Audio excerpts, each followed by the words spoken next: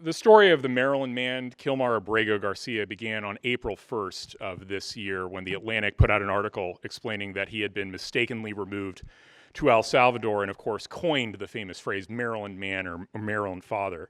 And while the kernel of that article was ultimately true, that he was mistakenly removed, that he did have something called withholding of removal that prohibited the federal government from deporting him back to his native El Salvador, almost every other fact about that case proved to be a very bad fact for Mr. Abrego Garcia and revealed that the central dilemma, as I saw it, was not why had this person been mistakenly removed, but how had he managed to stay in the country for so long in the first place, and why hadn't he been deported in 2019? So a brief overview of what the facts of this case were. Mr. Abrego Garcia crossed into the United States illegally at the age of 16 in 2011. He lived illegally in this country for 8 years until he was apprehended in 2019 wearing MS-13 gang paraphernalia in the company of other confirmed MS-13 members. And then after the gang force contacted one of their confidential sources, they confirmed that he too was a member of MS-13. He applied for bail. Inconceivable that somebody who had been here illegally for 8 years could somehow get bailed out, just to say that. But he was denied bail, and it would seem like clear that this is a person who's going to get deported. He made claims he was going to apply for asylum, but there's a bar on asylum if you apply for asylum if there's been more than 1 year since you crossed the border and entered the country.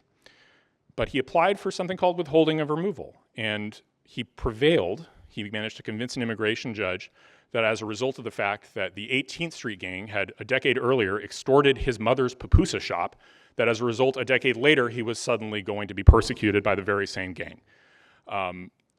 There's a lot of problems here, and you could say, well, what problems does this reveal with asylum law? Well, you could say that the problem is that this immigration judge went along with an obviously cock and bull story that was clearly not true, and handed out this withholding of removal like candy. But it brings up a different question. Withholding of removal, as it's described in the immigration laws, is all about not your ability to stay within the country. You're someone who has a final order of removal and has to leave, but rather it's about your ability not to be deported to a place where you have a probability of being persecuted, more likely than not. And yet somehow he was still in the country. And that's not an aberration. Withholding of removal is granted something like a few thousand times a year, but every one of those individuals is someone with a final order of removal from the country, and yet only 1.6% of people with withholding of removal are ever actually deported. A remarkable statistic that shows that effectively what you have is a kind of backdoor asylum. It's not real, and it's a way for people who should not be in the country, who have no right to be in the country, to stay in the country regardless, even if they're someone who, in his case, was apprehended in the company of MS-13 gangbangers.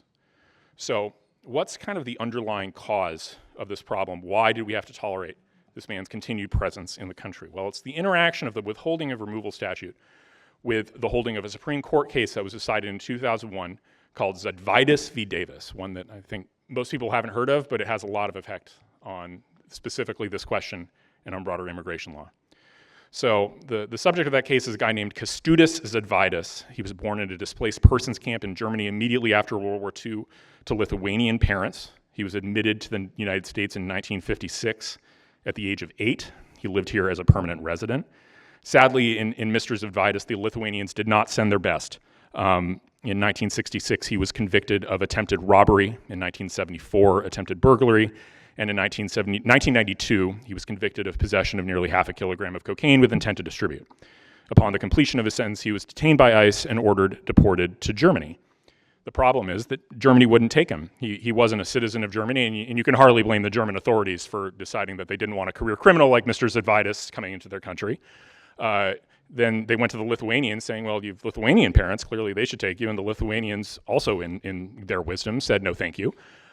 He had a Dominican wife, so the American authorities went to the Dominican Republic and said, well, please take this guy. And they're like, no, gracias. So as a result, he's just kind of being detained indefinitely on a civil matter. He's served his criminal punishment, and so he ultimately petitioned for a writ of habeas corpus. The federal government wanted to continue detaining him under a part of the IIRA, I forget the exact acronym, but the 1996 statute and what's currently codified at 8 U.S.C. 1231A6, which states that inadmissible aliens who have committed serious crimes or who are determined by the Attorney General to be a risk to the community may be detained beyond the removal period. So to explain what that means, for a normal illegal alien, there's a 90-day period in which you're supposed to be detained and then released. But there's a lot of discretion for the Attorney General under the statute, seemingly, to keep you in detention. Now, the federal government said, well, this is beyond the removal period, has no limit. We can just continue, if we, in our wisdom, deem it wise to continue to detain you because we think you're a threat to the community, we can detain you indefinitely, even if we don't have somewhere to remove you to. And the Supreme Court, in a 5-4 decision with a Breyer-led majority and O'Connor joining the liberals, held that this provision was ambiguous and that interpreting it to allow indefinite detention would raise a constitutional due process question. Thus, the court applied the constitutional avoidance canon of statutory interpretation and read an implicit time limit of 6 months into the detention statute unless the removal of the alien was reasonably foreseeable after that 6 months. So it's important to kind of understand the distinction here. They didn't say that the indefinite detention would be unconstitutional. They didn't say the statute was unconstitutional. What they said was a much more shifty way of approaching it, quite literally. They said, because interpreting the statute in such a way that is in the natural reading would lead to a constitutional question, we're going to interpret it differently. So it's not a constitutional case, it's a statutory interpretation case. The end result is that the court ordered Zvitas released into the country. Now, this was a bogus decision, and most of the reasons for why it was bogus were in the dissents at the time. They were extremely prescient. The first big problem is that this wasn't an ambiguous statute. Normally, the prerequisite for applying the constitutional avoidance canon is that there are two plausible readings of a statutory provision. And therefore, given that there are two plausible readings, you assume Congress is not trying to create constitutional issues, so you would choose the reading that doesn't create the constitutional issue. Here, there's no ambiguity. There's just a statute that says you can detain the guy indefinitely. And if you actually the legislative history was even more clear on this point, that they thought for serious criminals, for various other people, for people the Attorney General really thought should stay in detention, there was nothing forcing them to be let out. So just as a matter of statutory interpretation, it was bizarre. Moreover, the policy consequences were also quite obvious to Justice Kennedy in dissent, and he was remarkably prescient. I'm not a huge fan of Justice Kennedy's later jurisprudence, but in this case, he was absolutely on point. The first point that Justice Kennedy made was that by mandating a release of criminals into the country after a certain time period, he gave a weapon to adversarial nations in the United States, meaning that normally we're in a position where we want other nations, even adversarial nations, to take back their nationals if we are trying to remove them. But if they refused, given this new rule, we would be forced to release them into our own country. And that's literally exactly the situation that we were dealing with regard to Venezuelan nationals and the Venezuelan government's refusal to take them in recently. This is the entire rationale behind making the agreement with El Salvador to host these people at CECOT, because most of these Tren de Aragua members, the Venezuelan government was simply refusing to take them back. Now, if this rule wasn't in place, we'd just be able to detain them indefinitely, but instead of removing them to a separate country. But the second, and particularly relevant to the Abrego-Garcia case, was that, and Kennedy pointed this out, quote, court-ordered release cannot but help encourage dilatory and obstructive tactics by aliens who, emboldened by the court's new rule, have good reason not to cooperate by making their own repatriation or transfer seem foreseeable.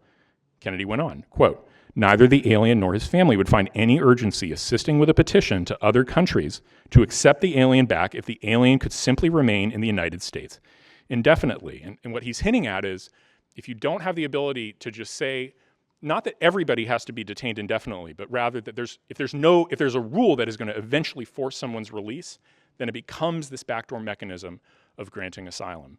If we had the old rule, which prospectively allowed detention, then there's a few things that would happen. One, Mr. Abrego-Garcia wouldn't have spent the time since 2019 trafficking, random migrants through Texas and getting caught on Tennessee body cams, right? Maybe he would have actually tried to find a place to go home to and gone home, knowing that the alternative was just sitting in immigration detention. But moreover, it would eliminate these kind of frivolous attempts to obtain withholding of removal for aliens who clearly should be going home. Remember the fundamental problem. You have a class of people who have final orders of removal, and yet only 1.6% of them are getting removed.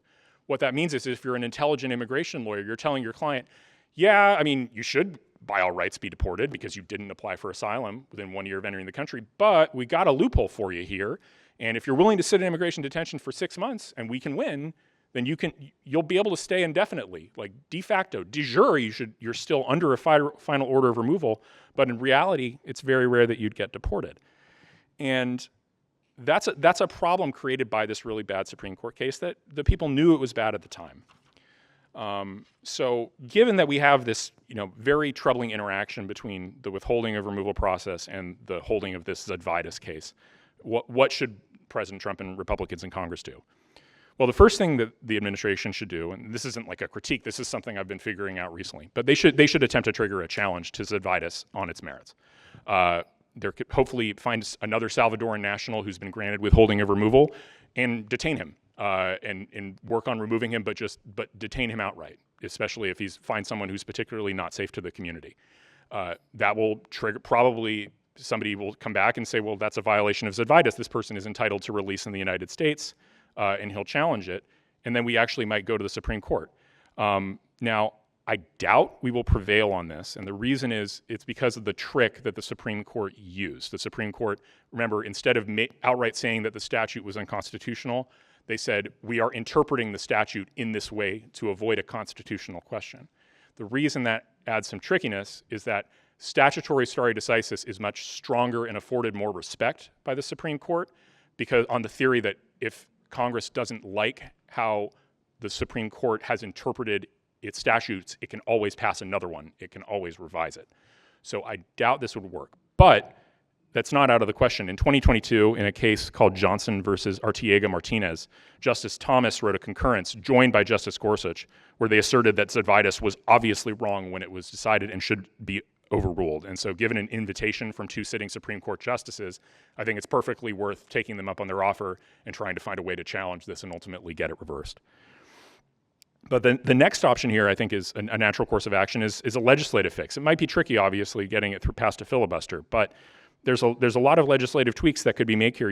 And moreover, you could simply reiterate the existing subsection A6 statute and say, no, we really meant it when we said indefinite detention. That's exactly what we mean. The executive can just detain these people indefinitely, no time limit at all. Like, can we be any clearer? Star, star, star.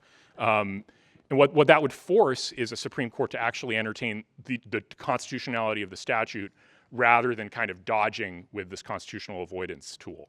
And if they did that, they'd probably find that Congress has the right to do this, to write a law this way for indefinite detention for criminal illegal aliens, because there's precedent going back a very, very long time saying that Congress has plenary power over immigration, that illegal aliens do not have the same rights as citizens do. And in many other contexts, detention for long periods of time, just as a civil matter, is allowed. And finally, what the administration can do, if they're unable to get some sort of fix to this Zydvitas holding, they still have the option available to them to try and pursue and get deported all the people who are living in the United States with withholding of removal. These are all people with final orders of removal. They all have no right to be in the country. All they have is a right not to be deported to one particular country.